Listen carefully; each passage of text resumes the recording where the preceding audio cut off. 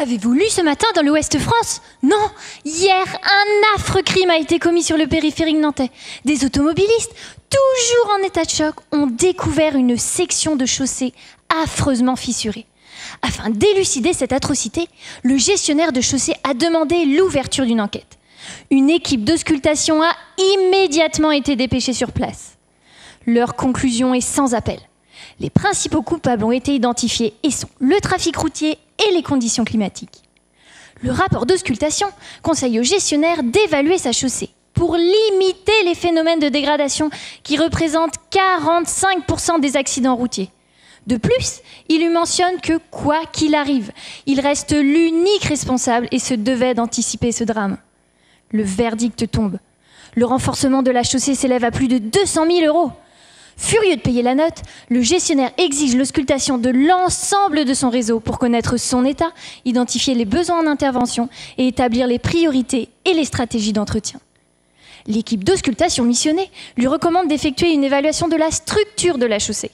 En effet, en cas de reconstruction, la structure représente la part la plus importante et coûteuse. Pour ce faire, plusieurs techniques s'offrent à lui. Mais la plus évidente est la méthode de déflexion. Le gestionnaire, intrigué, demande plus de détails sur cette dernière. Le responsable lui rétorque. Imaginez que vous posiez une bouteille pleine sur un matelas. Celui-ci se déforme. Si vous la retirez, il reprend sa forme d'origine. La différence de hauteur entre avant et après la présence de l'objet se nomme la déflexion. Il s'agit du même principe pour le trafic routier, qui induit une déflexion de quelques centièmes de millimètre à la chaussée, mais qui n'est pas visible à l'œil nu. La déflexion détermine si, au cours de sa durée de vie, la chaussée est suffisamment résistante pour supporter, sans détérioration prématurée, le trafic estimé. Le gestionnaire, dubitatif, s'interroge alors sur le processus à suivre pour réaliser cette mesure. Plusieurs appareils sont à notre disposition.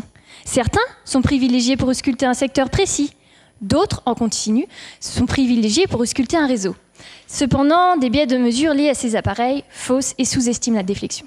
Mais nous travaillons actuellement à l'amélioration de ces données. Membre de cette équipe, ma thèse porte sur le perfectionnement de l'interprétation des mesures de déflexion de ces appareils.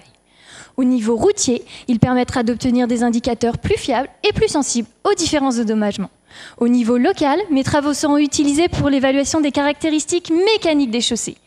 Ils seront profitables tant au gestionnaire de chaussée pour préserver son patrimoine qu'à l'ingénieur routier pour établir les travaux engagés. Une meilleure optimisation de la durée de vie et un choix plus approprié des solutions d'entretien seront possibles. Alors, pour la sécurité de la circulation, agissons avec la méthode de déflexion. Merci.